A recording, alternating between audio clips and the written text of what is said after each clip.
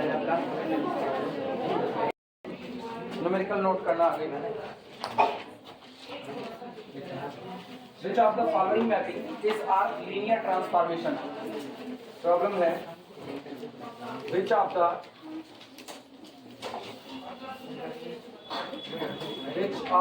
following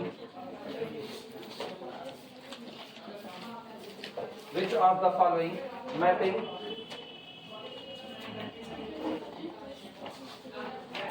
is our linear transformation?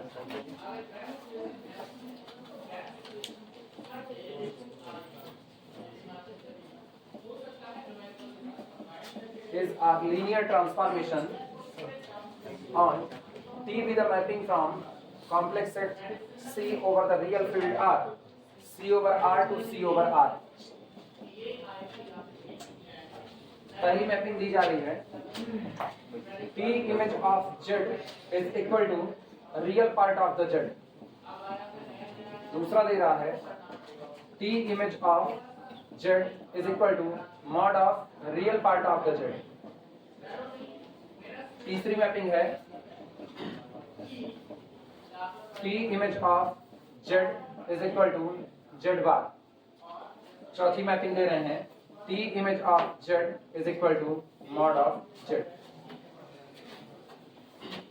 चार transformation दिया गया है, चारों कॉम्प्लेक्स नंबर की दुनिया से कॉम्प्लेक्स नंबर की दुनिया के बीच में डिफाइंड है। फील्ड जो आपकी दी गई है वो रियल की फील्ड है। पहला ट्रांसफॉर्मेशन कहता है कि जब वो किसी भी कॉम्प्लेक्स नंबर Z पर ऑपरेट करेगा तो जो रिजल्ट देगा वो real part of the Z देगा। दूसरा कहता है जो रिजल्ट देगा T ऑफ Z वो आपको देगा रियल पार्ट ऑफ Z का मॉड देगा। तीसरे में Z कॉन्जुगेट पर जाएगा। चौथे वाले में Z goes to mod of Z। इस तरीके से चार ट्रांसफॉर्मेशन डिफाइंड है। हमको बारी बारी चेक करना है कौन सा इनमें लीनियर है कौन सा लीनियर नहीं है। नोट करो तो शुरुआत करें।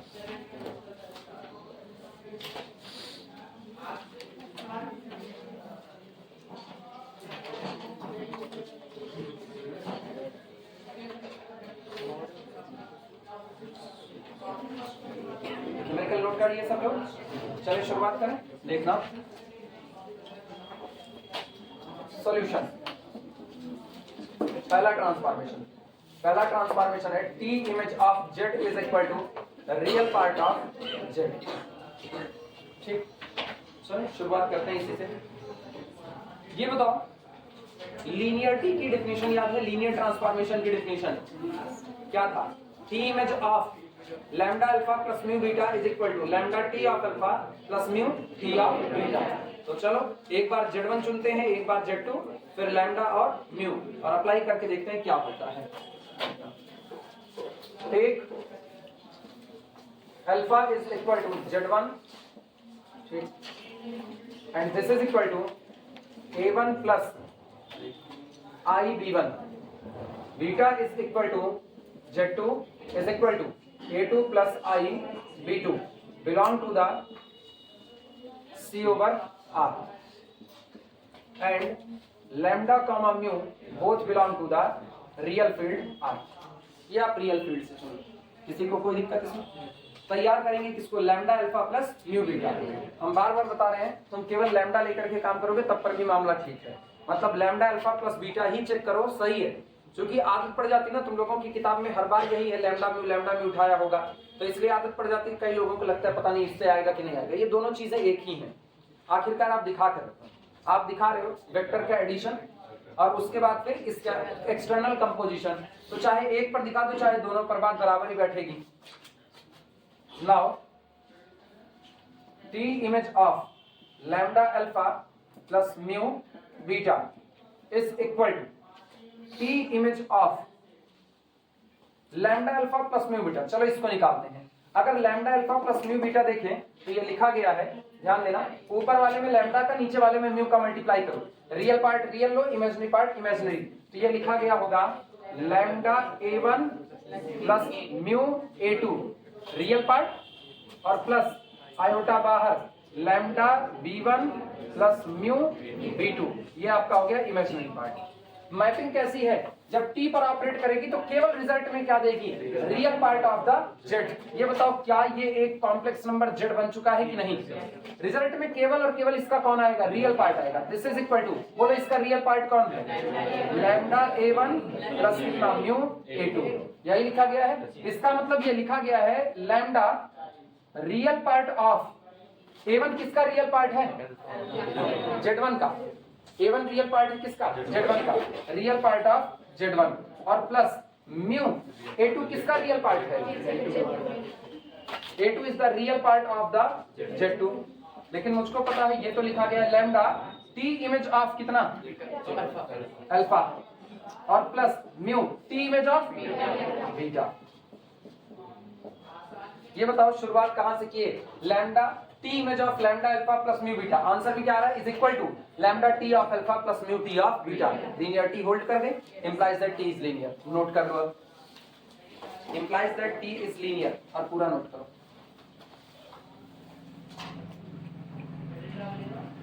रिकॉर्डिंग होती जाए।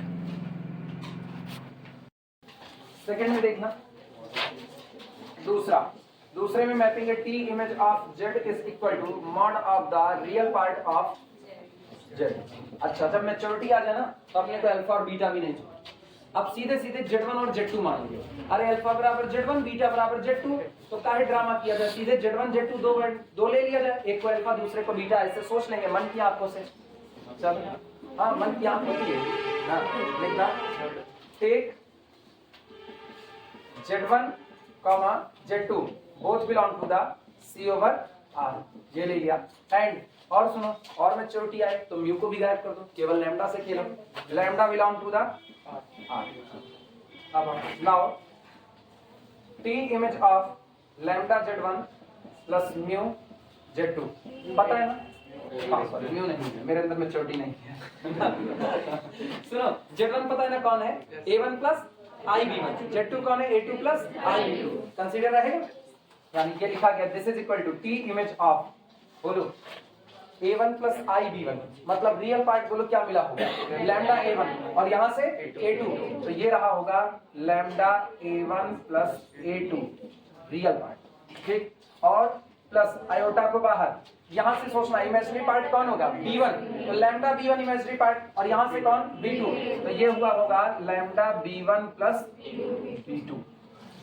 भैया जिनको दिक्कत लगे बता देना, since z1 is equal to हमने लिया है a1 प्लस i1, हाँ नहीं बाद में कहो पता नहीं का बता देते हैं, अपने समझ लेते हैं, अपने जान लेते हैं, कुछ तो पीस करके इसे कहेंगे,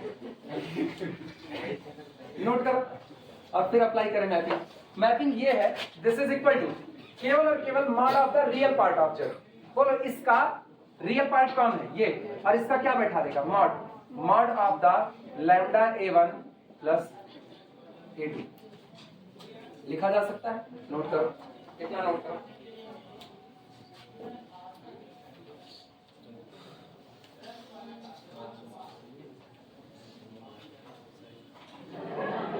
अब जिनको जब मॉड नजर आता है उनको एक इक्वलिटी नजर आनी चाहिए, mod of z1 plus z2 less than or equal to mod of z1 plus mod of z2, यानी this quantity is less than or equal to lambda mod of, mod lambda कह लो, दिक्कत क्या है, mod of the lambda a1 plus mod of the a2, ये, और यही इसके खिलाफ बैठेगा, ये इसको लीनियर नहीं बनने देगा। ये और सटीक लिखा जाए, ये और सटीक होगा, mod of the lambda mod of the a1 plus mod of the a2। अभी उधर वाला भी निकाल के दिखा रहे हैं, उधर वाले से क्या आएगा, कहने के लिए ना हम यहीं पर छोड़ सकते हैं इसको, t इज नॉट लीनियर, क्योंकि यहाँ इक्वलिटी नहीं आई, इक्वलिटी आई होती तो मेरा काम बन जाता, लेकिन अब हम दूसरा फैक्टर निकाल के दिखा रहे हैं, जिसमें क्या दिखाओगे, lambda t image of z1 plus t image of z2, अभी उसको भी निकाल। अब सोचो अगर ये लीनियर नहीं बना तो तुम्हारे दिमाग में पहली बात ये आनी चाहिए, तुम ऐसा याद कर लो, इसको इतना प्रैक्टिस कर लो, याद हो जाए कि t image of z is equal to mod of real part of z linear नहीं है, तो जब एग्जाम में नजर आए ना तो तुम इसका काउंटर सोच लो, काउंटर एग्जांपल सोच लो, लैम्डा रियल है, लैम्डा नेगेटिव ले लो, क्योंकि आप मॉड से खेल रहे हो ना, जब जब मॉड से खेलेगा तो आर टोटल कहाँ ले जाएगा? पॉजिटिव। पूरा गेम कौन बिगाड़ेगा? नेगेटिव। लैम्डा बराबर नेगेटिव चुन लो और बाकी हिस्सा जाने देना। काउंटर एग्जांपल तैयार हो जाएगा। पहले हम सेकंड पार्ट अब दिखा रहे हैं। Again lambda t image of z1 plus t image of z2 is equal to, बोलो, lambda t image of z1 मतलब mod of the real part of the z1। हाँ या ना? ओ पीछे वालों, हाँ या ना? आराम से बैठ जाते हो यार तुम लोग ना, मतलब कंसंट्रेट ही मेरे बात एकदम इत्मीनान से। प्लस इधर का बोलो t image of z2 mod of the real part of the z2। This is equal to, बोलो, लैम्डा कौन? Mod of the a1, mod of a1 और प्लस इधर कौन? Mod of the a2। अच्छा, जबकि उधर क्या आया था? इधर ये आया था mod of the lambda a1 plus a2 और ये बेचारा छोटा है किससे? Mod of lambda mod of a1 plus mod of a2। और ये क्या ये दोनों बराबर हो सकते हैं? नहीं, ये दोनों भी पॉसिबिलिटी है होने की। कब? जब लैम्डा पॉजिटिव रहे, अदरवाइज तो कहानी पूरी पलट चुकी है। तो आपको दिखने में ये और ये बराबर नहीं लग रहे और दोनों बराबर नहीं है तो टी कभी भी लीनियर नहीं हो पाएगा। नोट करो और सोच करके अब मुझको इसका काउंटर एग्जांपल देना। काउंटर मतलब लैम्डा की वैल्यू कोई चुन करके तब बताना। पहले नोट करो, पहले तो नोट करो। हाँ, लैम्डा नेगेटिव लेना है।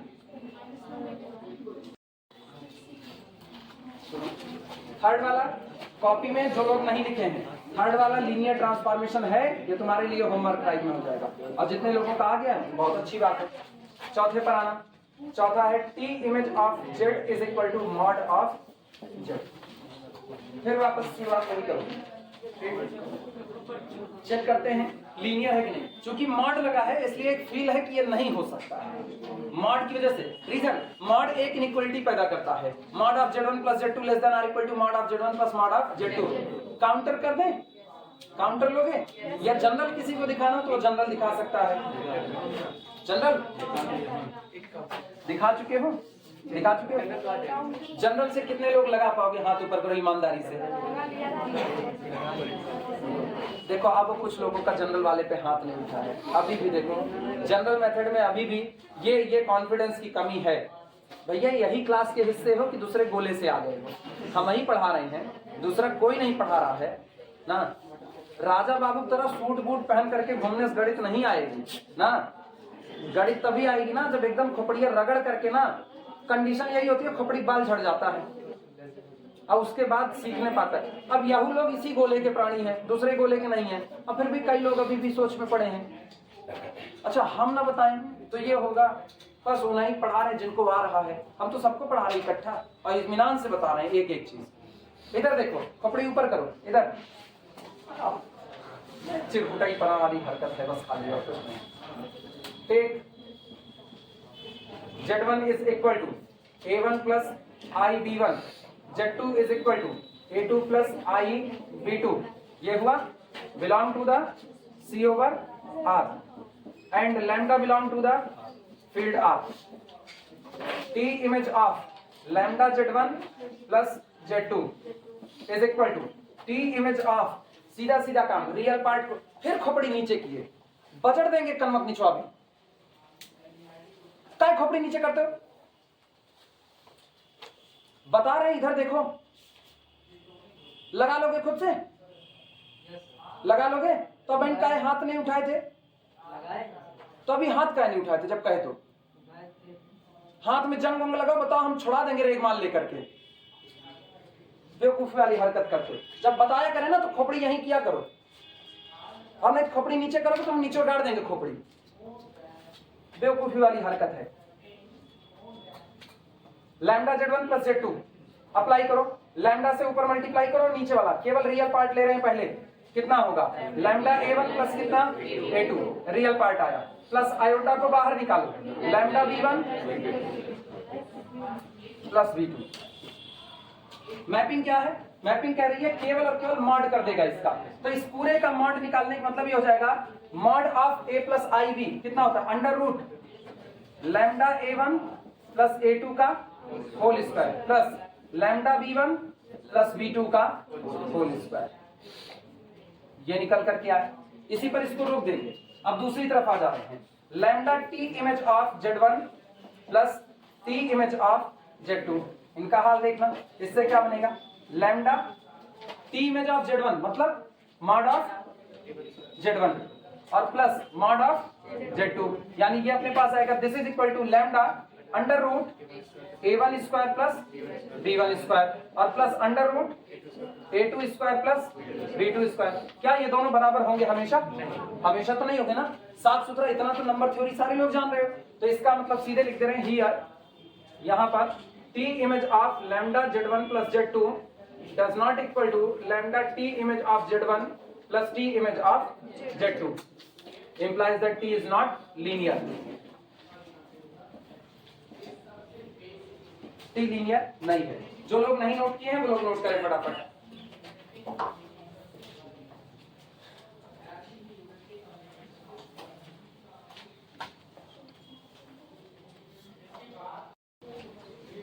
अगला लिखना, ये होमवर्क है बाकी के, इनको घर से करना। प्रॉब्लम है, are the mapping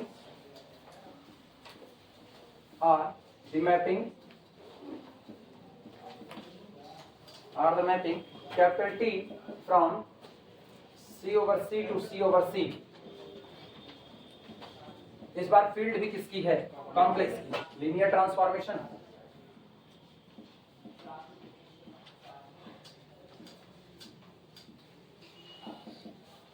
question mark, कह रहे नीचे जो ट्रांसफॉर्मेशन दिया जा रहा है जो कि C over C से C over C के बीच में डिफाइंड है, क्या ये आपका लीनियर ट्रांसफॉर्मेशन है या नहीं है, यही पूछा गया है। पहला दिया जा रहा है, पहला ट्रांसफॉर्मेशन है T image of Z is equal to real part of the Z। पिछली बार फील्ड किसकी थी, रियल, अब की किसकी है, कॉम्प्लेक्स। चेक करके देखना। दूसरा दिया जा रहा है T image of Z is equal to Z बार। एलिमेंट को किस पर भेज रहा है, कॉन्जुगेट पर। क्या पहले हो चुका है, पहले हो चुका है। जहां आयोटा माने हुए थे वो भी तो C over C से C over C था, तो इसका मतलब ये ऑलरेडी नहीं बनाएगा। शामिल कर लो यहाँ पर, ऐसे कट कर देना, सॉल्व करने की जरूरत नहीं है। ठीक, तीसरे पर आना। थर्ड में है T image of Z is equal to 2Z। किसी भी कॉम्प्लेक्स नंबर को कितना कर दे रहा है, 2 गुना 2Z कर दे रहा है, मतलब Z की इमेज 2Z जाएगी, 4Z की इमेज 8Z पर जाएगी। ठीक, ये 3 नोट करो कॉम्प्लेक्स में। और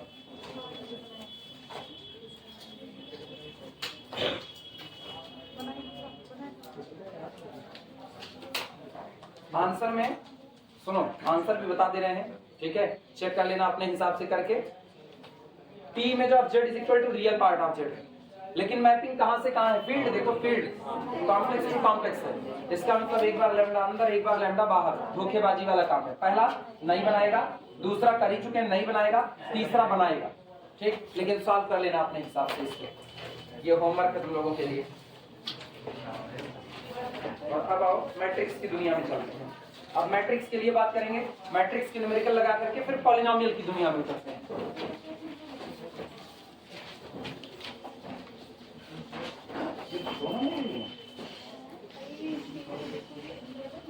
हाँ बता रहे हैं दोनों कैसे। ये पुराना जो हम लाते थे एक दिन यहाँ पर छोड़ दिया था, तो इसको ये लोग गायब कर दिए, इधर उधर अपना गायब कर दिए। ये फिर हम लाना शुरू कर दिए, मेरे पास एक ही रह गया, अब एक नहीं रहेगा।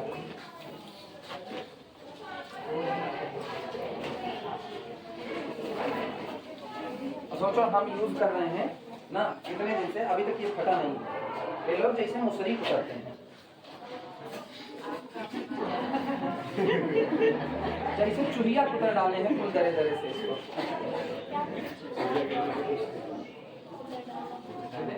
प्रॉब्लम लिखना,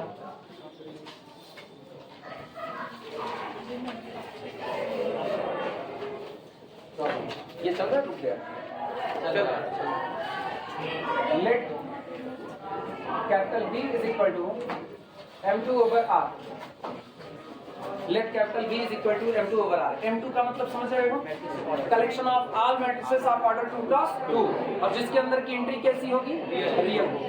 ठीक, B is equal to M2 over R full stop is capital T which is the transformation from V over R to R, defined by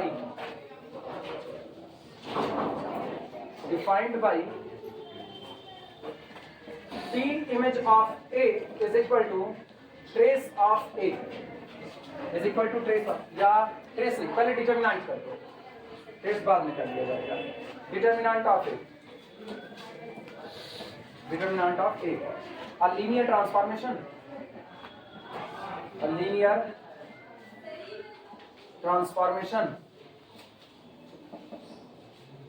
question ना, ये कह रहे हैं एक ट्रांसफॉर्मेशन है जो डिफाइंड होता है M2 कौन, collection of all 2 cross 2 matrices over the real field R, मतलब हर एक एंट्री कैसी होगी मैट्रिक्स की, रियल।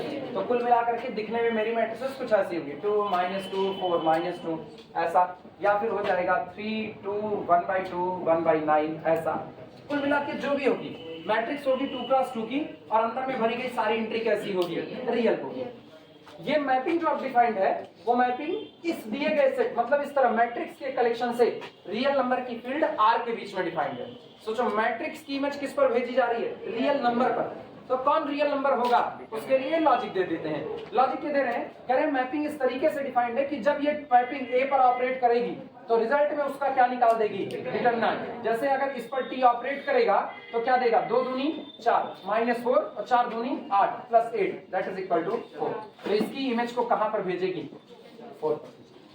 क्लियर हुआ? बोलो आइडेंटिटी मैट्रिक्स की इमेज को कहां पर भेजेगी, 1 पर भेजेगी। अच्छा, डायगोनल पर 2 2 बैठा दिया, ऊपर नीचे 0, इमेज कहां भेजेगी, 4 पर। डायगोनल पर 2 2 है तो डिटरमिनेंट 2 दूना 4 हो गया।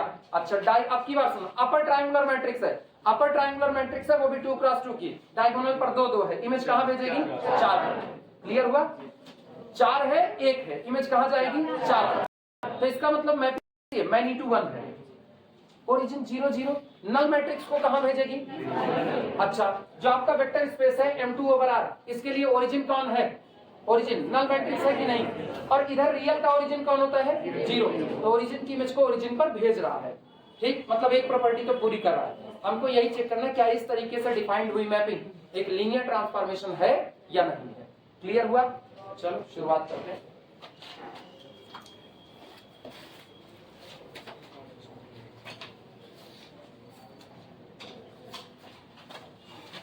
सबसे पहले अल्फा और बीटा। अल्फा बीटा में आप लोग क्या मानोगे, 2 मैट्रिसेस, कैपिटल ए और कैपिटल बी। सॉल्यूशन लिखना, लेट, पहले ना जनरल मेथड से दिखा रहे हैं, फेल कर गया ना तो काउंटर ले लिया जाएगा, हालांकि फेल करेगा। शक्ल है, डिटरमिनेंट ट्रेस होता तो शायद बचने के चांस थे, डिटरमिनेंट पे बचने के चांस नहीं है, क्योंकि मुझको पता है determinant of A + B need not be equal to determinant of A + determinant of B। Determinant पे लीनियरिटी की प्रॉपर्टी नहीं लगती है, इसलिए कंडीशन है। Let capital A is equal to matrix AIJ, order है 2 cross 2। Matrix capital B is equal to BIJ, order है 2 cross 2। Both belong to the M2 over. पता है जब आप M2 ओवर R पूरा लिख देते हो ना, तो आपको अलग से ये नहीं बताना है कि AIJ belong to R, BIJ also belong to R। अगर सिर्फ M2 लिख दिए तो एक बार बताना पड़ जाता है। And lambda belong to the real field R. Then T image of lambda A plus B is equal to T image of, या छोड़ो, determinant of lambda A plus B। सही या गलत लिखा जा सकता है?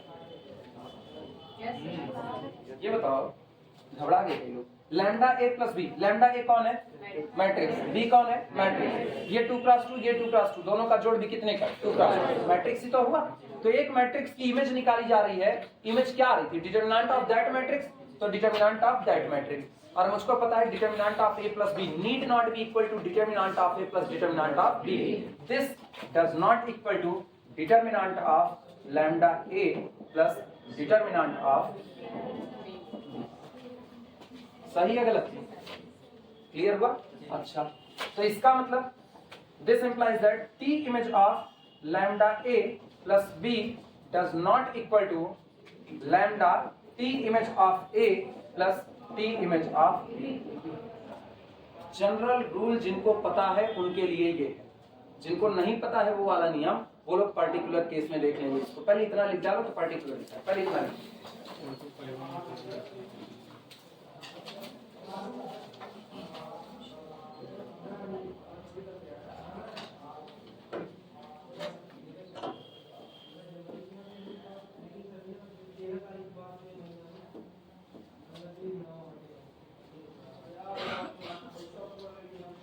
इतना लिख लो तो पर्टिकुलर एग्जांपल लिख दिखा रहे। हाँ, जिनको आ रहा है आगे वो लोग पर्टिकुलर एग्जांपल सोच के बताएं।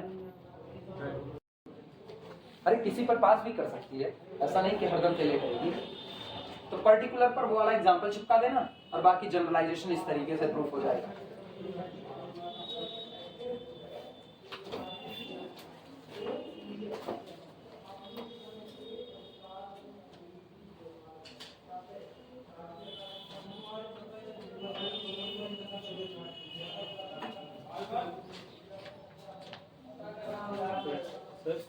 जनरलाइजेशन में गलत हो जा रहा है, मतलब नहीं हो रहा लिखना। हाँ, तो पर्टिकुलर में कैसे लिखना? ए और बी दोनों को जनरल मैट्रिक्स ले लो, लैम्डा कुछ भी डालो। पर्टिकुलर का मतलब ये होता है ना, जब तक ये ना कहे A and B both are distinct तब तक आप आजाद हो।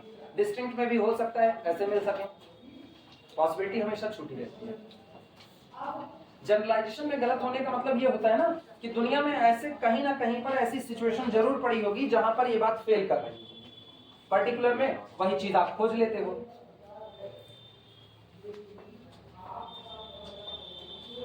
जैसे कहा जाता है ना, fog does not equal to gof, in general आगे लिख दिया जाता है कि आप व्यापक तौर पर ना बोलिए, ये नॉर्मल। वहां इन जनरल का मतलब ये नहीं कि व्यापक तौर पर आप बोल दो, नहीं, generally fog does not equal to gof. Normal life में आपको फॉग और गॉव बराबर नहीं मिल सकते, मतलब मिल भी सकते हैं, ये भी पॉसिबिलिटी है।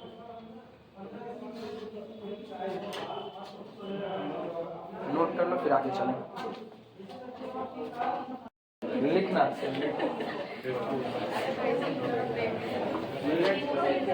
Capital T. हाँ क्या उनको भी थ्योरम चाहिए? हाँ, लेट किस चीज? अच्छा हो गया ना, तो अभी दूसरा का वाला फिर लग जाएगा। Capital T with the transformation from P2 over R to P1 over R, P1 over R be defined below, be defined below. Test whether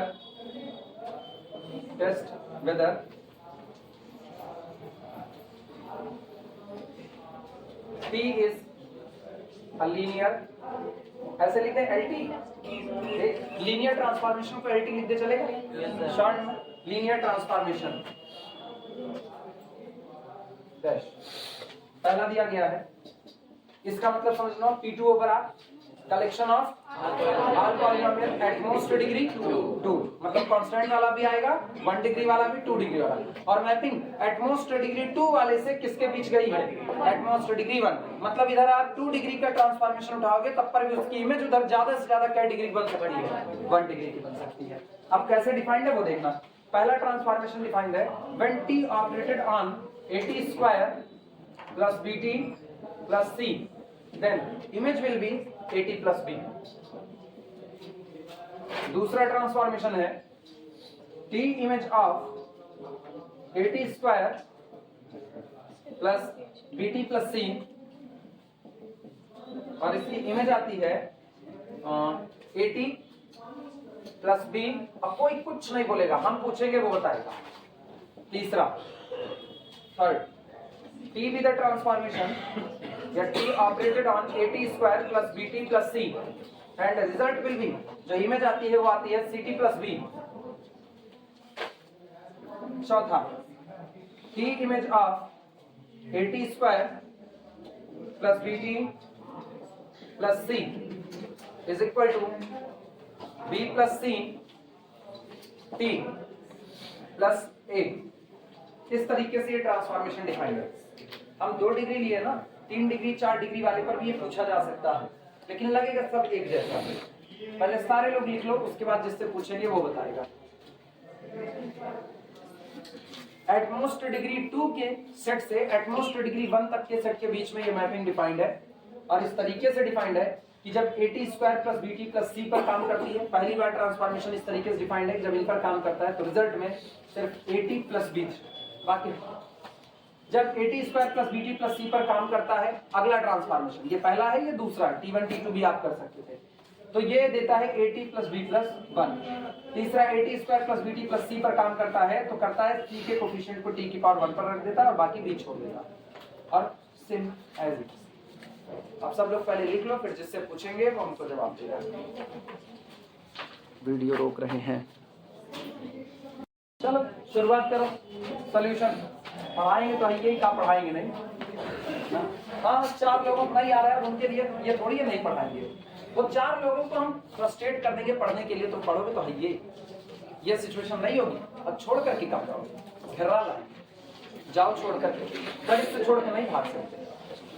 पहला लिखना, सबसे पहले अल्फा और बीटा, अल्फा भी कौन होगा, पॉलिनोमियल, बीटा भी कौन होगा, पॉलिनोमियल। चुनते हैं, पहली मैपिंग है T image of AT square plus BT plus C और इमेज क्या बन रही है AT प्लस B। अच्छा ABC दिया है ना, तो चलो alpha A1T square plus B1T plus C1 के तौर पर मानते हैं। अब सारे लोग लिखना बंद करो, जिन लोगों को नहीं आ रहा वो लोग सारे लोग सामने देखें, लिखना बंद करो। Alpha is equal to A1T square plus B1T plus कितना C1। Beta is equal to A2T square plus B2T और प्लस कितना C2। ये तो पता चलता है ना कि जब आप ठीक है क्या, बस हल्का सा है।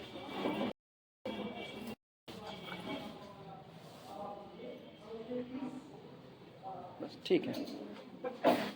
अल्फा और बीटा केवल और केवल 2 एलिमेंट हैं, ये दोनों एलिमेंट सेम भी हो सकते हैं, ये दोनों एलिमेंट डिफरेंट भी हो सकते हैं। क्लियर है? तो कोफिशिएंट कुछ भी हो, मुझसे क्या फर्क पड़ता है, हम जनरल कोफिशिएंट ले लिए। जब तक कहा नहीं है, जब तक ये नहीं कहा कि दोनों डिस्टिंक्ट ही होने चाहिए, तब तक दोनों पॉसिबिलिटी जिंदा है। सेम भी हो सकते हैं, डिस्टिंक्ट भी। कह देगा डिस्टिंक्ट ही होने चाहिए तो दोनों क्या लेना पड़ेगा, डिस्टिंक्ट। ये कहेगा नहीं, क्योंकि आपको जब ट्रांसफॉर्मेशन प्रूफ करना होता है तो जनरल काम करना है, मतलब किसी भी एलिमेंट के लिए वो दोनों सेम भी हो सकते हैं, डिस्टिंक्ट भी। तो अल्फा को ये चुना, बीटा को ये चुना। अब अगला काम क्या होगा, ये दोनों कहां से हैं, belong to P2 over R, आपके मेन सेट से P2 ओवर R। और एंड लैम्डा ले लिया जाए किसका, फील्ड किसकी है, R की। म्यू लेने की जरूरत नहीं, एक से भी अपना काम हो जाएगा। तो अप्लाई करते हैं। Now T image of lambda alpha plus beta, और गौर करना, फिर दिमाग में ये बात अपने बैठाओ, पहले वाले अल्फा में किसका मल्टीप्लाई होगा, लैम्डा से। दूसरे वाले में उधर आप म्यू लोगे तो म्यू से होगा, अदरवाइज नहीं होगा। ये बताओ क्या नजर आ रहा है, lambda alpha is equal to lambda A1T square plus lambda B1T plus lambda C1, और दोनों को ऐड करना है तो T स्क्वायर का कोफिशिएंट T स्क्वायर में, T का T में और कांस्टेंट कांस्टेंट में। बोलो क्या बनेगा, T image of lambda A1 plus A2 और बाहर कौन, T स्क्वायर प्लस अगला बोलो लैम्डा B1 प्लस B2 और बाहर कौन, T और प्लस लैम्डा C1 प्लस कितना, C। ये रहा। और मैपिंग किस तरीके की है कि इनको भेजेगी, ये बस एक पावर कम कर देगी, AT ही रहेगा और ये केवल B बचेगा। यानी गौर करो, क्या ये तुमको कुछ ऐसा नहीं लग रहा कि ये लिखा गया है AT स्क्वायर प्लस BT और प्लस कितना, यही लिखा गया है। इमेज क्या बनेगी, AT plus B। AT plus B का मतलब है लैम्डा A1 प्लस A2 और बाहर कितना आया, B और प्लस कितना, केवल और केवल B, यानी कि लैम्डा B1 प्लस कितना, B2। ये बनेगा। फिर देखना, इधर मिटा रहे हैं, गौर करना, ये अपने पास है। This implies that T image of lambda alpha plus beta is equal to, क्या इसको छिटका करके ऐसा लिख सकते हैं, lambda A1T plus lambda B1। Lambda बाहर रखें, लैम्डा को बाहर किया, अंदर का हिस्सा आ रहा है A1T प्लस B1 और क्या अगला वाला हिस्सा A2 T प्लस B2, यही बना। जरा इसको पहचानो, ये कौन है? लैम्डा। ये है T image of A1T square plus B1T plus C1। क्या इमेज से यही वापस मिल जाएगा कि नहीं? और क्या ये नहीं लिखा गया है T image of A2T square plus B2T plus C2 लिखा गया है? वास्तविकता में लिखा गया lambda T image of alpha plus T image of beta. Proof हो गया कि नहीं? इसका मतलब T कैसा होगा? लीनियर। अब नोट करो, अब पूरा नोट करो।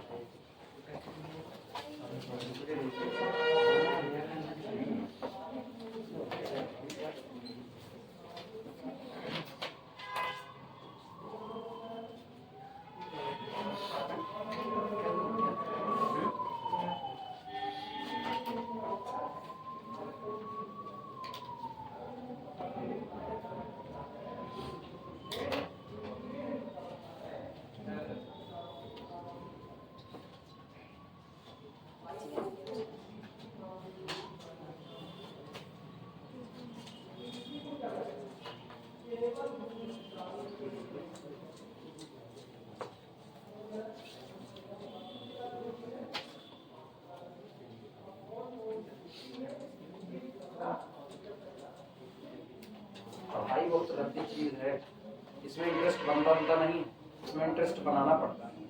कैसे भी करके, कुछ भी करके, एक दिन, 2 दिन, 3 दिन, हफ्ता भर बोझिल लगेगा, फिर धीमे धीमे आदत पड़ जाएगी कि अब तो पढ़ना है, फिर आदत पड़ जाएगी, फिर नहीं पढ़ोगे ना तो बुरा लगेगा। इसलिए 1 हफ्ते की कड़ी मेहनत होती है। 1 हफ्ता नहीं समझ में आना, झूठे किताब खोले रहो, झूठे उसके खाली एग्जाम्पल पढ़ते रहो, नहीं समझ में आएगा। हमारे में बहुत कठिन चीज है ये गाना नहीं है कि आप गए गिटार बजाने के लिए कर दिए, हो गया काम, नहीं होता इसमें वहां एक बार गला नहीं सही हुआ तो पानी गरारा करेंगे, झोली भर का काम करेंगे, ऐसे गाओ वैसे गाओ ना। हिमेश रेशमिया जैसा भी आदमी होगा ना, कहेगा नाकोस गा लो, काम चल जाएगा। वहां ये भी, यहाँ नहीं चलेगा।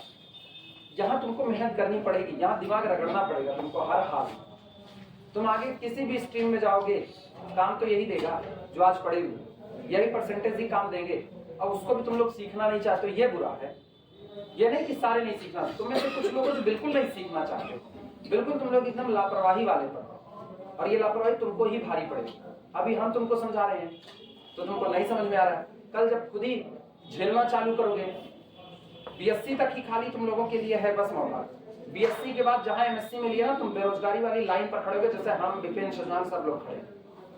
हम लोग बेरोजगार ही हैं, हम लोगों को रोजगार वाला नहीं कहा जाएगा। अपने मुंह भले हाँ के, क्योंकि अपनी सोसाइटी में ना रोजगार का मतलब गवर्नमेंट जॉब होती है, या रोजगार का मतलब बहुत बड़ा नहीं होता है। अपने यहाँ यही होता है, इसके अलावा ना बाकी नहीं। मोदी जी की बात ना मानना कि पकौड़ा बेचना रोजगार होता है, बेच के दिखाओ तो जाने, वो तो दूर की बात है। बीएससी डिग्री लेने के बाद ना अपने को शर्म महसूस। अब जो लोग ये कहते हैं ना कि पकौड़ा बेचने में कैसी शर्म, कोई काम छोटा बड़ा नहीं होता ना, उनसे जरा कह दो कमीने अपने मोहल्ले में कभी झाड़ू मारे हो बाहर निकल करके, वो नहीं मारेंगे अपने मोहल्ले में झाड़ू। लॉजिक ना, ये लेक्चर देना बड़ा आसान होता है, दूसरे को ये बताना किसी का सपोर्ट करने के लिए। पकौड़ा तलना जिनके लिए रोजगार हो सकता है उनके लिए होगा, जिनके लिए नहीं हो सकता उनके लिए। एमएससी किया हुआ आदमी अगर सड़क के किनारे खड़ा होकर के पकौड़ा तले, पकौड़ा तलना 2 तरीके का होता है। एक होता है ठेला लगा करके पकौड़ा तलना, एक होता है अपने बड़ा सा होटल खोल दो, टगरी फैलाए बैठे रहो, 4 आदमी तल रहे हैं, तुम भी पकौड़े तलवा रहे हो, लेकिन तब तुम तलवा रहे हो। यहाँ ना देखने का नजरिया बदल जाता है, बहुत अंतर होता है। खुद किनारे खड़े हो जाओ, किनारे ठेला लगा खड़े हो जाओ, अब भटूरा बना करके हाथ से छपर छपर खिलाओ सबको ना, ठेले पे वो भी भटूरा खिलाना है, और वो सवेरा वाला होटल खोल कर बैठे वो भी भटूरे खिला रहा है।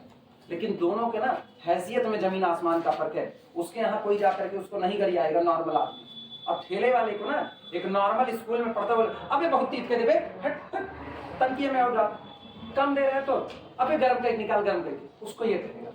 ये हैसियत का फर्क होता है, इसको आज नहीं सीखोगे कल नहीं सीख पाओगे, ये सीखो ना। कहने पे किसी को ना जाओ कि ऐसा भी होता है ऐसा भी होता है, ऐसा वैसा कुछ नहीं होता। तुम्हारी हैसियत तुमको बताएगी तुम कौन हो। ये हम लोग कोचिंग फील्ड की छोटी मछली हैं। कोटा में जो बैठे, दिल्ली में जो बैठे ना, ये इस फील्ड की बड़ी मछली है। वो महिंद्रा वाला है, महिंद्रा कोचिंग का मालिक है ना, उससे अगर तुमको मिलना होगा ना तो 1 हफ्ते पहले का अपॉइंटमेंट लगेगा, उससे मिलना होगा। तो यहाँ तुमको मनीष पांडे से मिलना होगा, अपॉइंटमेंट नहीं लगेगा। यहाँ तुमको हमसे मिलना होगा, कोई अपॉइंटमेंट नहीं लगेगा। लेकिन तुमको विकास दिव्य कीर्ति से मिलना होगा तो तुमको अपॉइंटमेंट लगेगा। फर्क होता है, ये जगह जगह का फर्क है। मेरी हैसियत उनकी हैसियत के आगे माटी के ढेले के बराबर भी नहीं हो। वो बंदा आईएएस पीसीएस को पढ़ा रहा है, ना जाने हर साल उसके पास से 3-4 आईएएस पीसीएस निकलते होंगे। वो एक फोन घुमाएगा ना तो कलेजा हिल जाएगा अच्छों का, क्योंकि उसके कॉन्टैक्ट वाले हैं। मेरा पढ़ाया हुआ खाली एक लड़का आईआरएस हुआ है, बस एक लड़का, और कोई नहीं हुआ। एक लड़का आईआरएस हुआ है, और वो भी जब मेरे घर आने लगा तो कह रहा सर नीली बत्ती से आए। हम कहे आओगे, बैठाएंगे तुमको घर के बाहर ही, तो अपनी इज्जत खुद देख करके आना, क्योंकि तुम मेरे लिए स्टूडेंट थे। हम तुमको अपने खोपड़ी पर नहीं बैठा सकते। हम उसमें क्या आदमी है जिसको गर्ज पड़ेगी ना तब पर भी तुम्हारे तलवे नहीं चाटेगा, तब पर भी नहीं चाटेगा। हमको खत्म होना मंजूर है लेकिन तलवा चाटना मंजूर नहीं है। तो जब वो कहे ना तो मुझको दिमाग में आए कि शायद बेचारे के दिमाग में कहीं आ रहा होगा कि नीली बत्ती का प्रेशर होगा सर के ऊपर। नहीं, तुम चाहे जैसे हो बैठाएंगे तुमको घर के बाहर। आया बड़े प्रेम से मिला, उसके बाद फिर गया और बैठाए घर के बाहर ही, चाय पिलाई, बस खा लिया और कुछ नहीं, बिस्किट भी नहीं। क्योंकि अपने को पता है ना हम कौन है। मुझको अगर आज एक दिन अगर मुझको लाइट टपकाने की आदत पड़ गई तो मुझको वो आदत पूरी जिंदगी पड़ जाएगी। आदत बनते बनती है, कुछ लोगों की नहीं छूटती। डालो ही मत, छूटेगी का डालो ही मत। हम नहीं तैयार हैं इसमें ना। तो तुम ये मान करके चलो, शाहरुख खान की मूवी नहीं चल रही है कि हर धंधा, कोई भी धंधा छोटा नहीं होता। हाँ, धंधे छोटे होते हैं ना, ये होता है। तुम मानोगे एक इंटर पढ़ाने वाला जो होगा ना, जो गली में ट्यूशन पढ़ाता होगा वो, और एक जो अपनी कोचिंग खोल करके बैठा होगा, वो दोनों की हैसियत का फर्क है। ये सोसाइटी हैसियत का फर्क जिंदा रखती है।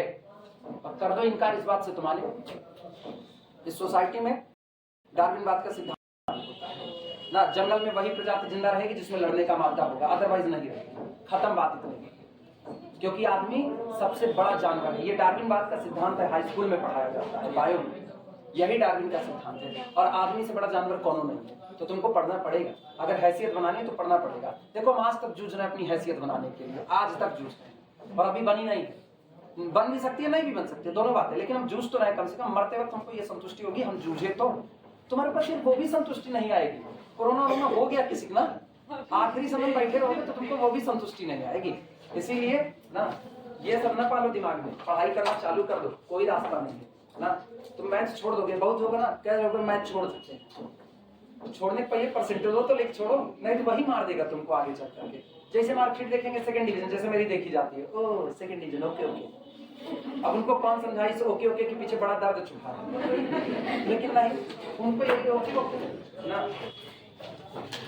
पढ़ना चालू कर दो, लापरवाही ना करो। बगल होंगे बगल। दूसरा वाला फिलहाल तुम्हारे ऊपर छोड़े, दूसरा तुम्हारे ऊपर छोड़े। तीसरे का हाल क्या होगा? तीसरा बनाएगा। रीजन कुछ किया नहीं। ये तो पहला वाला क्या था? पहला 80+B छोड़ा था, इसमें खाली कोफिशिएंट तो बदल दिया है, CT+B। ट्रांसफॉर्मेशन अलग तरीके का, लेकिन बनाएगा ये भी, और ये वाला भी B+C। होमवर्क के तौर पर दें, ये तुम्हारे लिए होमवर्क के तौर पर। ठीक, इतना समझाने पे ये लापरवाह लोगों पढ़ाई चालू कर दो ना। हाँ, अभी दोनों भाषा समझा रहे, प्रेम से, टेरर से, दोनों से। फिर मजबूरी है, फिर हमको एक के रास्ता अपनाना पड़ेगा, बस था। इसलिए पढ़ना चालू करो। तुम लोग डिफरेंस पैदा कर रहे हो खुद ही अपने बीच में।